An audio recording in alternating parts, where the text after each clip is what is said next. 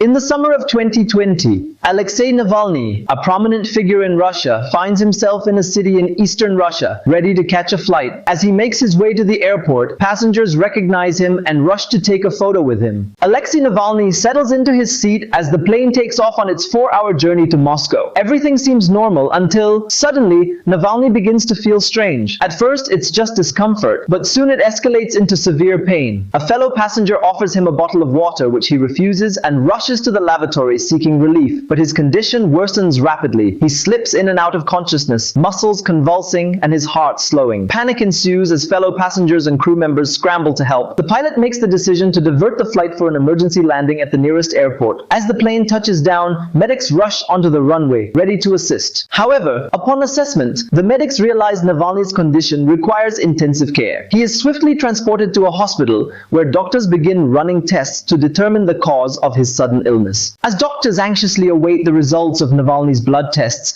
they are met with a surprising revelation. According to the lab technician, Navalny's tests show no abnormalities, only minor digestive issues. But the doctors are skeptical. Navalny's symptoms indicate poisoning, not a mere stomach ailment. But despite the inconclusive test results, the doctors trust their instincts and begin treating Navalny for poisoning. They place him on a ventilator and induce a coma to aid his recovery. Days pass, and Navalny remains in critical condition in the intensive care unit. However, the hospital soon becomes crowded, not just with medical staff, but with Russian government officials. Access to Navalny is restricted, leaving his family and personal doctor barred from his bedside, including his own wife, which makes his family feel unsafe and uncomfortable. They seek help from a German humanitarian organization. And with the support of the organization, Navalny is airlifted from Russia to Berlin, where he undergoes further testing. To their horror, German doctors discover evidence of poisoning, a fact that had been concealed in Russia. Alexei Navalny is poisoned with a potent nerve agent, which was developed by the Soviet during the Cold War. It induces paralysis, nerve damage, and seizures. Now, in the hands of German medical experts, Navalny fights for his life as the world watches, waiting to see if justice will prevail in the face of this heinous act of poisoning. This incredible story: the most prominent Russian opposition leader is in a coma on a ventilator. Novichok, a name synonymous with terror and brutality. Developed by the Russian military and intelligence,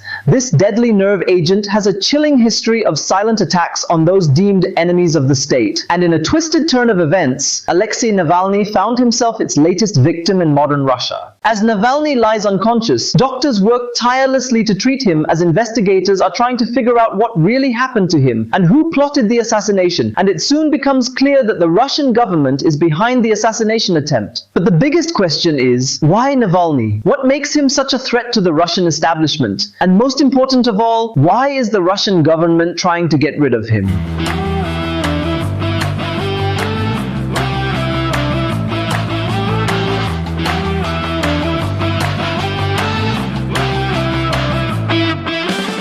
Alexei Navalny comes from a background that blends Russian and Ukrainian heritage. His father was from Zalicia, a village displaced by the Chernobyl disaster, while Navalny spent summers with his grandmother in Ukraine, mastering the Ukrainian language. In Obninsk, near Moscow, Navalny's parents ran a thriving basket weaving factory in rural Russia, which they ran from 1994 until at least 2012. That same year, he broke into the Russian political scene. After carefully watching the political system in Russia becoming more and more corrupt by the rich and powerful, he became a key leader in a broad protest movement against the Kremlin and Putin's decision to return to the presidency after serving 4 years as prime minister. He later founded an anti-corruption foundation which carried out investigations into the pro-Kremlin elite. He published his findings on a series of YouTube videos, usually detailing the corruption of Russian elites. This gave him a platform to reach and mobilize his fellow Russian citizens. For years, Navalny has dedicated himself to exposing the inner workings of Russia, lifting the veil on its pervasive corruption and deceit. In a society built on fragile foundations, with Putin at the top, Navalny's relentless pursuit of truth threatens to topple the entire structure. In Russia, power is concentrated in the hands of a select few, Putin's inner circle, the oligarchs who control the country's wealth and industries. These individuals scratch each other's backs, maintaining the status quo while reaping the benefits of their cozy relationship with the Kremlin. In Russia, a web of power and privilege stretches from the Kremlin to regional and local governments, all operating under the shadow of Vladimir Putin. This system thrives on bribery, secrecy, and intimidation, designed to keep Putin secure in his position while catering to the interests of the wealthy Russian elite. Alexei Navalny, undeterred by his brush with death, emerges from his coma with a renewed determination. The world learns of the brutal attempt on his life, orchestrated by Russian government agents who laced his underwear with lethal nerve poison in his hotel room. Despite the grave risks, Navalny chooses to return to Russia, ready to confront Putin and expose the corrupt system that nearly claimed his life. But he's gonna be back to Moscow with his biggest and most powerful weapon ever. A documentary unlike any other, revealing the darkest truths of Putin's regime. The documentary focuses entirely on Putin and his network of bribes, cronyism, and exposing Putin's lavish secret palace on the Black Sea. Navalny even makes it clear that he's not going to release the film until he returns to Moscow. Потому что мы не хотим, чтобы главный герой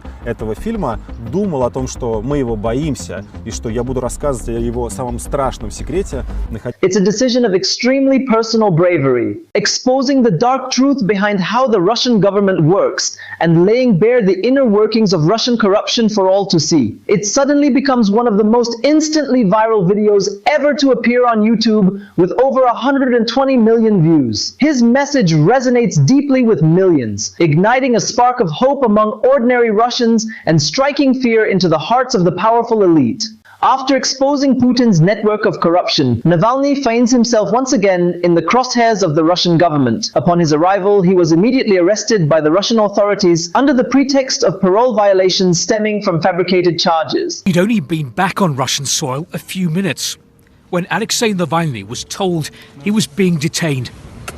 A kiss goodbye for his wife Yulia. Despite the absurdity of the accusations, Navalny finds himself ensnared in Russia's flawed justice system. In response, the people of Russia take to the streets, demanding justice and freedom for Navalny. But their cries are met with brutality as police crack down on protesters, arresting over 1,000 and silencing dissenting voices. Even Navalny's legal team is not spared, as his lawyer is abruptly detained by police while speaking to the media in Moscow. This shows how far Putin's government is willing to go to silence opposition. But Navalny's fight is far from over. As protests rage outside the courthouse, Navalny finds himself at the center of a politically motivated trial, accused of parole violations. Inside, his wife, Yulia, watches in anguish as the farce of justice unfolds before her eyes. Despite the glaring false charges and false accusations, Navalny is sentenced to 2 years and 8 months behind bars. But Navalny's struggle was never just about him or his politics. His mission was to unveil the truth about Russia's corrupt system, to expose how the government exploits its people for the benefit of the elite. Putin and his cronies fear Navalny's message of truth and decide to silence him by putting him in jail with poor treatment and staged hunger strikes. And yet, despite being locked up by the Russian government, Navalny continued to be a vocal critic of the Kremlin. At the end of 2023, Navalny's aides and lawyers lost contact with him, which raised concerns about his well-being. But 3 weeks later, he surfaced after being transferred to a prison colony known as the Polar Wolf in a remote Arctic region of Russia. Navalny's allies said the move was part of the Kremlin's plan to silence him. Alexei Navalny, Russia's strong opposition leader and a vocal critic of the Kremlin, died on 16th of February 2024 at the age of 47. The report of his death was announced by Russia's prison service, which said that he felt suddenly unwell during a walk. The medical workers who had arrived to attend to him in an ambulance had performed all the required resuscitation procedures but did not succeed. A doctor working near Mr. Navalny's prison above the Arctic Circle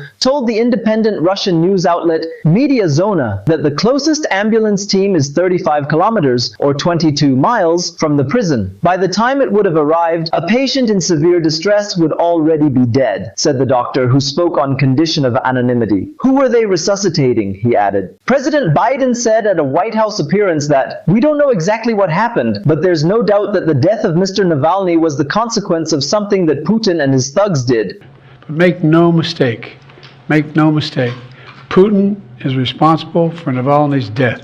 Putin is responsible. What has happened to Navalny is yet more proof of Putin's brutality. Navalny's sacrifice serves as a rallying cry for change, inspiring countless Russians to envision a future free from the shackles of oppression.